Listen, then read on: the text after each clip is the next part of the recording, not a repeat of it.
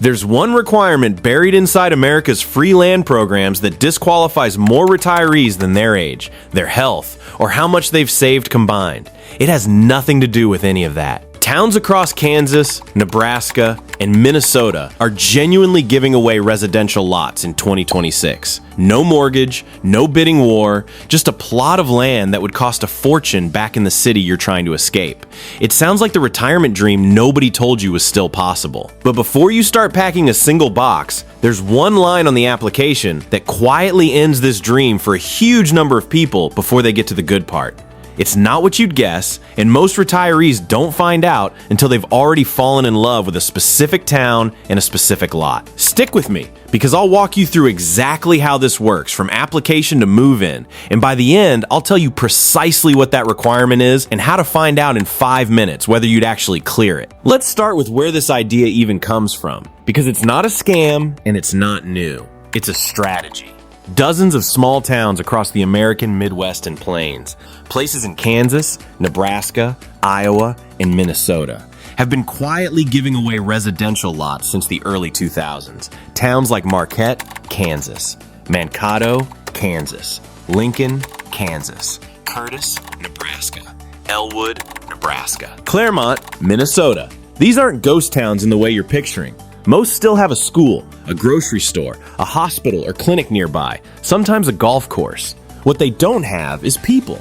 And that's the entire reason this program exists. Rural America has been losing population for decades. Young people graduate high school and leave for Wichita, Omaha, Kansas City, Minneapolis. Anywhere with more jobs than a town of 600 people can offer. When a town's population drops low enough, something dangerous happens on the balance sheet. Fewer residents means fewer people paying property taxes. Fewer taxpayers means less money for the school, the fire department, the water system, the roads. Enrollment drops, and eventually the state threatens to consolidate or close the school entirely. Once a town loses its school, it rarely recovers. Families won't move somewhere, their kids can't attend class nearby, so the town spirals further and further until it's not really a town anymore, just a cluster of buildings with a mailing address. So somewhere around 2004, a handful of town councils got creative. If people won't pay to move to a shrinking town, what if the town removed the biggest financial barrier standing in the way instead? The cost of the land itself? In a lot of these towns, a quarter-acre residential lot might normally sell for $8,000 to $15,000. That's not a fortune, but it's enough to make a retiree on a fixed income hesitate. Take that number to zero, and the math looks completely different. This is where retirees specifically became an unexpected target audience for these programs, even if the towns never said so directly. Retirees are, in a strange way, the ideal new resident for a struggling small town.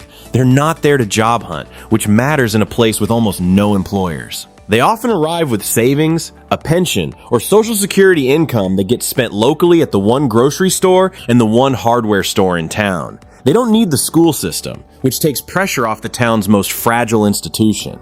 And they tend to stay put. No chasing better opportunities 3 states away. A retired couple moving into a free lot isn't just one new address on the map. It's a new taxpayer, a new customer, and often a new volunteer for the fire department's fundraiser.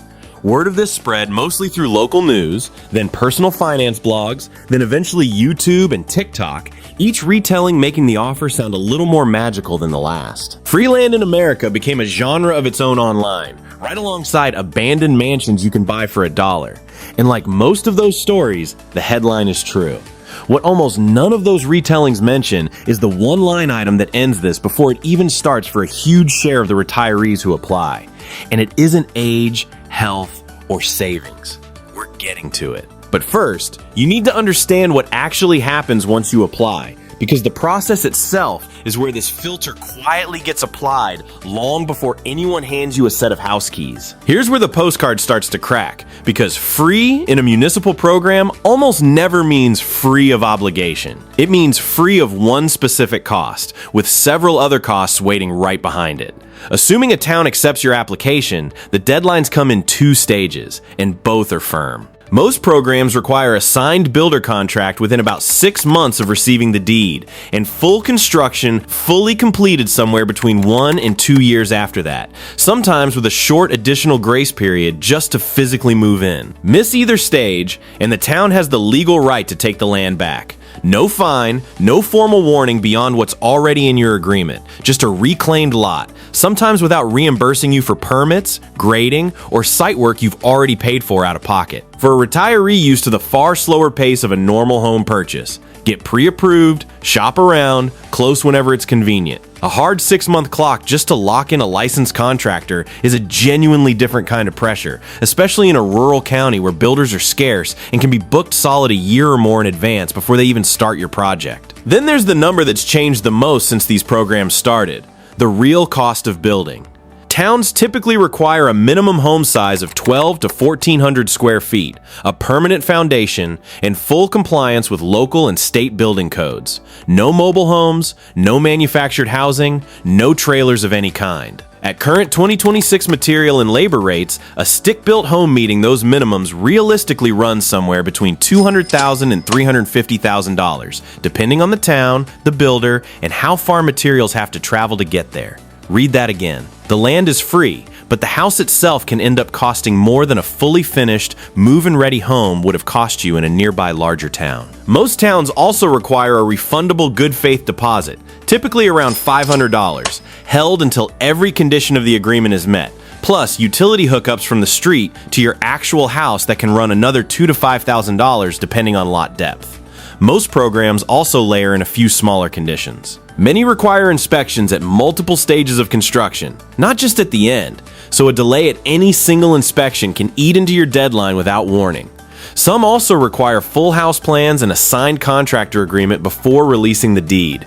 Real money spent before you technically own anything. And several programs include a residency clause requiring you to live there as your primary residence for 3 to 5 years, with some right for the town to reclaim the property if you sell or relocate early. None of this means these programs are dishonest. Almost all of them are exactly what they claim to be, run by small city offices genuinely trying to save their towns. But free land was never designed to be the whole sentence. Every condition above is real, disclosed somewhere in the packet, and manageable with enough lead time. But there's one requirement that sits underneath all of it, one that decides whether any of these deadlines, costs, or clauses ever become relevant to you at all, and it isn't listed anywhere near the top of the application. Here it is. To get approved for one of these lots in the first place, most towns require proof that you've already been pre-approved for a construction loan by a lending institution, and most banks want to see a credit score of 680 or higher before they'll issue it. Not your savings, not your social security income,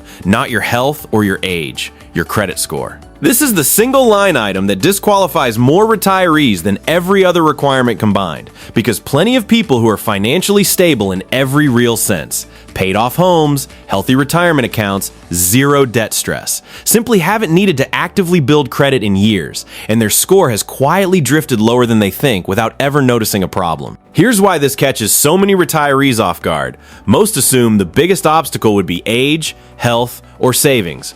Banks don't ask about any of that. A construction loan is underwritten the same way at 35 or 75. The lender cares about ability to repay, and someone on a fixed income with a paid-off house and no active paycheck can look weak on paper even when completely financially secure. The requirement isn't measuring financial responsibility. It's measuring something narrower, and a lot of genuinely qualified retirees never think to check it before falling in love with a specific lot. So say your credit clears and the deadlines are manageable. What does life actually look like once the house is built? This is the part that determines whether a retiree thrives here or quietly regrets the decision within 2 years. And it's worth understanding before you commit, not after. Start with healthcare. For a retiree, the single most important variable here. Many of these towns have a population under 1,000. Some, like Mankato and Curtis, sit reasonably close to a small hospital or clinic. Others rely on a part-time clinic staffed a few days a week. A real emergency could mean a 30 to 60-minute drive to the nearest full-service hospital, a risk that never shows up in the free land headline. daily life takes adjustment too. One grocery store, smaller and pricier than you're used to. Prescriptions, dentists, specialty shopping usually mean driving 20 to 60 miles. Peaceful for some, isolating for others, especially once winter hits. Social life is its own variable. Some towns welcome new residents warmly. Church groups, senior centers, a volunteer fire department that doubles as the social hub. Others are polite but insular, especially where the population has lived there for generations. This depends entirely on the specific town, which is why successful movers visit more than once in different seasons before committing. There's also the resale reality. Reselling a home in a town of 400 or 800 people is nothing like reselling in a suburb. Small buyer pool, inconsistent demand, homes that sit for a year or more. Depending on what you spent meeting the construction minimum, you may not recoup your investment if you sell within the first several years. None of this is meant to scare anyone away. For someone who clears the credit requirement and is financially prepared for a six-figure build, this can still be one of the smartest moves in modern American retirement. But none of it is available without clearing that requirement first, which brings us to exactly how to find out where you stand on it. So here's how to actually find out if you're one of the retirees this program was built for, or one it quietly filters out before you ever see a lot.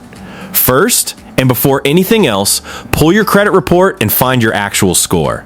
Every consumer is entitled to a free report from each major bureau once a year. If you're anywhere near 680, call a local bank or credit union in the state you're targeting and ask directly what score and income documentation they'd require for a construction loan pre-approval in that price range.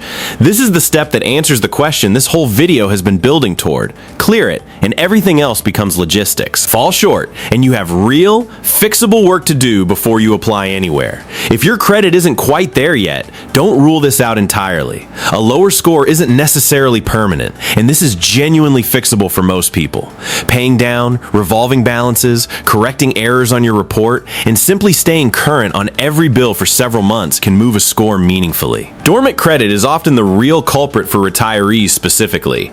If you haven't opened or actively used a line of credit in years, your score can drift down from simple inactivity rather than any actual financial trouble, which means the fix is often faster than people expect. Some retirees have spent 6 months to a year deliberately rebuilding credit specifically to qualify for one of these programs, and it worked. A secured credit card used lightly and paid off every month, or simply keeping an existing card active with a small recurring charge can be enough to nudge a borderline score back into range within 2 or 3 billing cycles. It's also worth asking whether a cosigner changes the picture.